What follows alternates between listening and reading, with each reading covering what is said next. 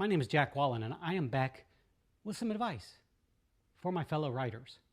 Now, before I get into this, I want to let you know that this advice doesn't just apply to what the title says, steamy scenes.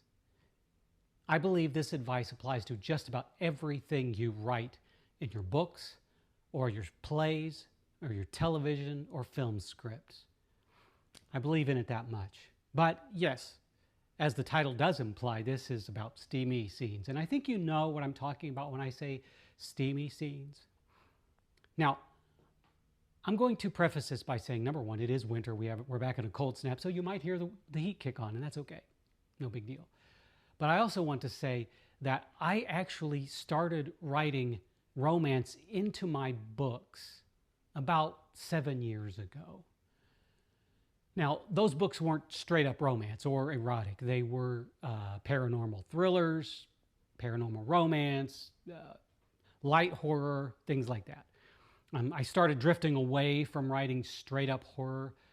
I am going to go back to that eventually because I'm feeling that craving, which we all know and love. But yeah, so I know romance and I know it well. But the thing is that I didn't really dip my toes into straight up true romance / erotica until about 2 years ago when I took on the Violent Delight series. Now I am book 4 deep into that and I'm loving it. And I'm actually going to say right now that I didn't think that it was going to be this way, but I'm actually more proud of this series than I am of any series that I've written. Partially because I was a little nervous when I went into writing this because I hadn't actually written straight up romance or erotica, and I didn't know if I would be able to successfully do it. It just turns out I had a knack for it. So that's what has led me to come to you with this advice, partially because I know that there are other writers out there who hesitate to dive into this genre, but it's actually kind of fulfilling, and there's no reason to hesitate, no reason to be trepidatious about it. Just do it. And now to the advice. Again, as I said, this advice should apply to everything you write. I really believe that. And the first bit of advice, which I believe is one of the more important pieces of advice, is this: that your steamy scenes need to help move the plot forward. I think that is crucial, because otherwise what you're doing is you're just throwing in gratuitous sex. And gratuitous sex really doesn't serve a purpose, okay? Now, you might be going along, you're writing, you're into maybe 4th or 5th chapter of your book. You're like, oh my gosh, I haven't written a sex scene into this romance or erotica. I've got to do that. So you just throw in a sex scene. Your main characters just go into the bedroom, they throw down for whatever no reason at all, and they finish and they move on. And that scene did not serve the story or the characters at all. To me, what that does is it jars the reader or the viewer out of the story. And the first thing they think of is, why did this happen here? This wasn't necessary. Oh, sure, they might go, ooh, this is hot and heavy. But in the end, if it doesn't serve the story, it's like empty calories. It's like you've got 2 different meals in front of you. One of them is a healthy salad, and the other is a bowl of chocolate. Sure, the bowl of chocolate's going to be delicious for a moment, right? But you're going to eat it and you're going to regret it because it's nothing but a ton of empty calories and it doesn't do anything for you. Well, it actually does something for you, but it's not good. So think of it that way. Think of the steamy scene that actually serves your story as a nice, healthy salad. With benefits, of course. So let me give you an example. And by giving you the example, I'm going to give away a little bit about my Violent Delight series. So in the series, there is a couple.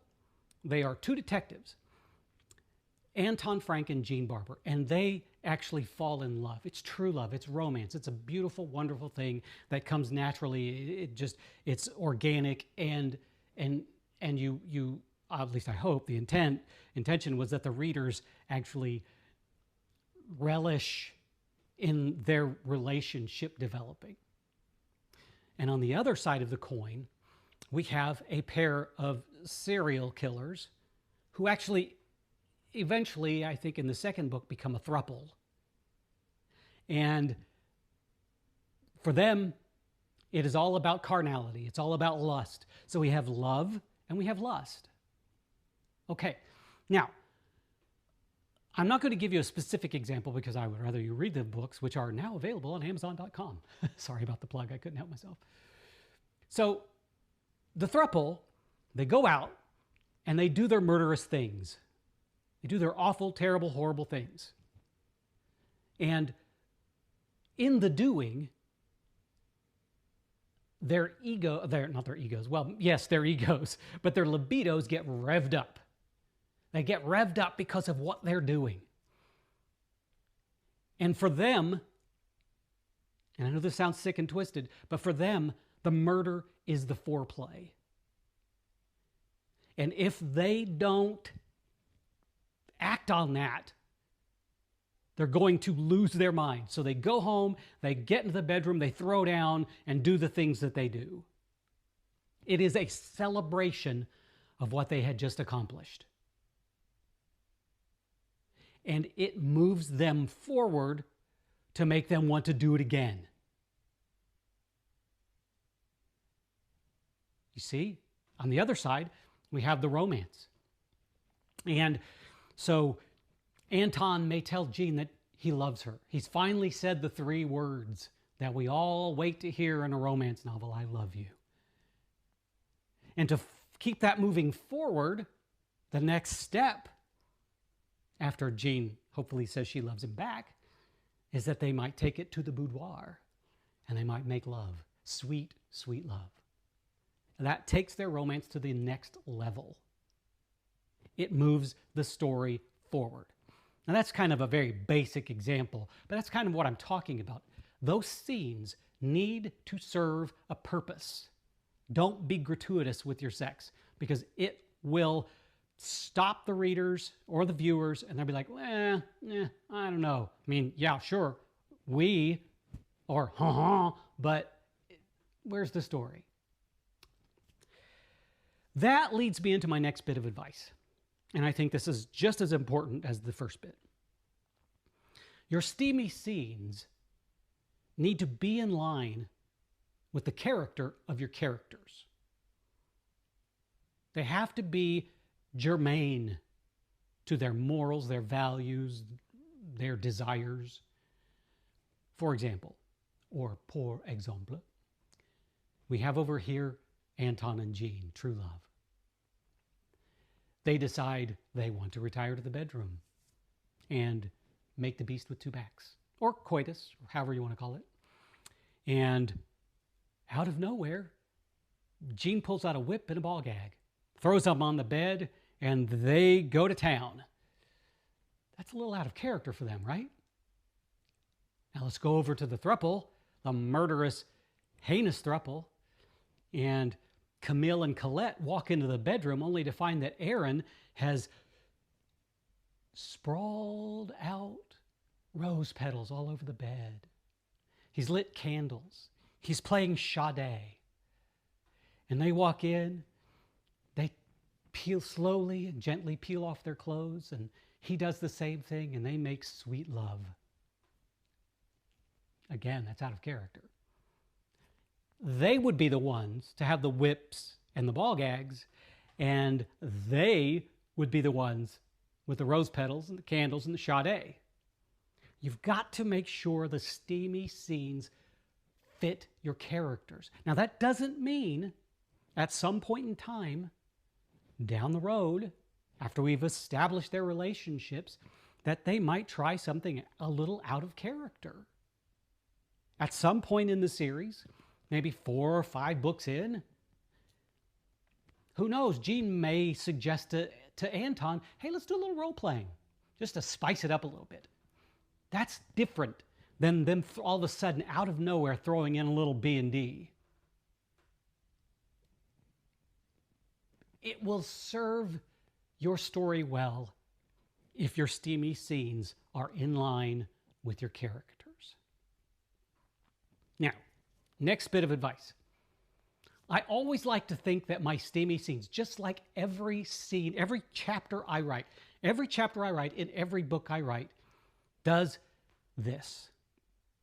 It has a beginning, a middle, and an end. I'll tell you why.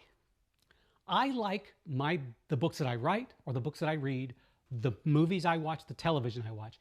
I like the story arc to do this. Dip and dive and rise and climb, but it's all moving upwards. I don't like those stories that just go because those are kind of those aren't, you can't keep that up.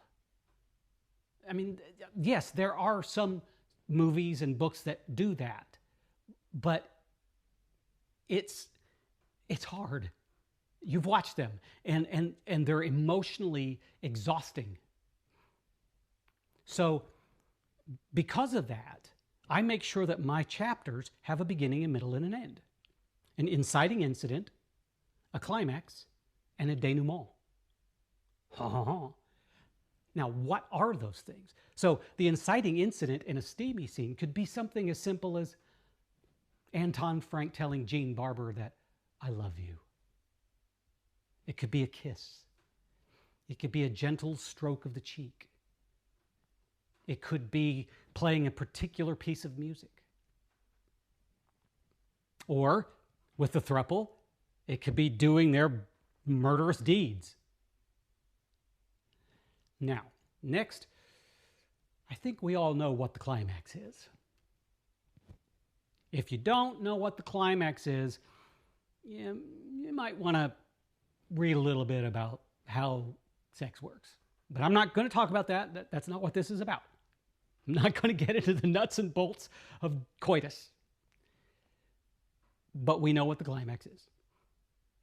As for the denouement is everything that happens after the climax. It could be smoking a cigarette. It could be chatting about it could be the old, "Oh, that was incredible." It could be them talking about what they want to watch on television. It could be Jean and Anton talking about the case they're doing their detective best on.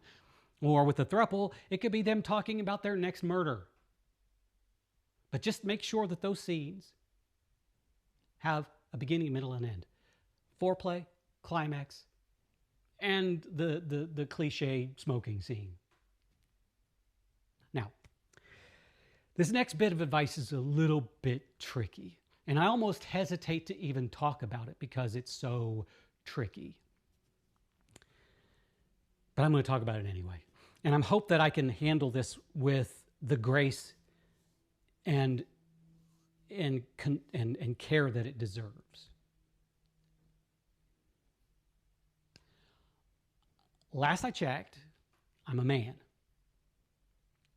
Now, an overwhelming majority of readers of romance and erotica are women. And I would venture to say that a majority of writers of romance and erotica are also women. When I first toyed around with writing romance, I actually had a friend of mine say, "Are you sure you want to do that? Aren't you afraid that some readers are going to kind of call you to the carpet or take you out to the woodshed because you're a man writing romance?" It's like, no, because I am a man who's actually experienced romance.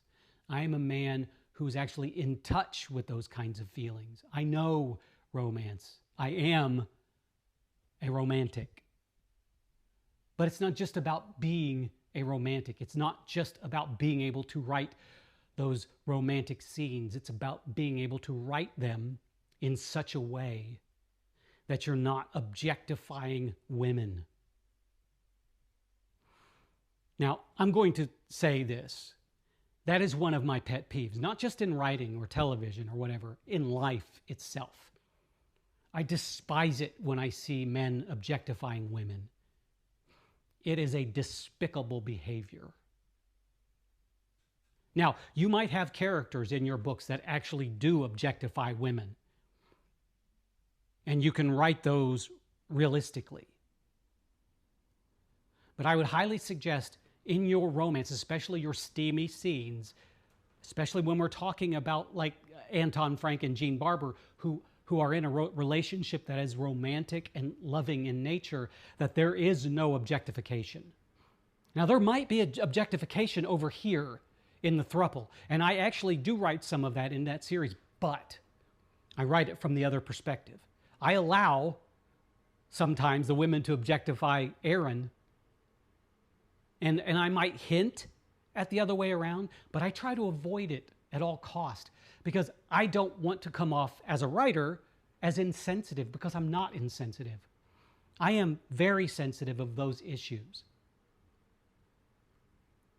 And you've seen this on social media countless times, where someone has shown an image of a passage in a book where someone wrote a sex or a romantic scene, and it is so off base. And it's clearly was written by a man who has no idea how women think or feel. And it becomes almost laughable. But it's not really laughable, it's actually insulting. Now, how do I avoid this? I have one special kind of trick up my sleeve. In general, most of my beta readers for almost all of my books I've written have been women. But when I'm writing books that have romance in them, whether they have sex scenes or not, I make sure that I have a majority of women beta readers for those books. And I take their suggestions very, very seriously. If a woman beta reader comes to me with a concern about a romantic or sexual scene in a book, I take that very seriously. And I will have a conversation with them and ask them to not explain them. They don't have to explain themselves. If they say, this felt gratuitous, this felt objectifying, I'm like, okay, I will fix it. So especially if you're a man, actually if you're a man or a woman, make sure you have beta readers that you trust, will give you advice that you need to write those scenes so that they are not only effective, but not insulting or objectifying or anything that anyone can take in a negative context. Because that's the world we live in, and I'm not complaining about that at all. I always want to make sure that I am not offending or hurting people that have been, especially people who have historically been overlooked or damaged, or it goes on and on and on. I always want to be able to approach those scenes with the grace and the kindness and the caring that they deserve. Not just so that they're effective, not just so that they serve the story, but so that they don't move society back. We don't need that. We need to be moving society forward. And I'm not talking about politics or anything like that. I'm just talking about human nature and being human and being kind, because my modus operandi on a daily basis is to just be kind. And if I can't be kind, I don't even want to wake up in the morning. So please, make sure that you approach these scenes with that in mind. Because otherwise, you're doing your characters and your story and your series and society a disservice. And I know I told you this was a bit of tricky advice to navigate. And I hope that I've explained myself in such a way that makes sense. Because I almost didn't want to talk about this subject, but I felt it necessary. just be thoughtful. Be thoughtful in a complete and holistic way.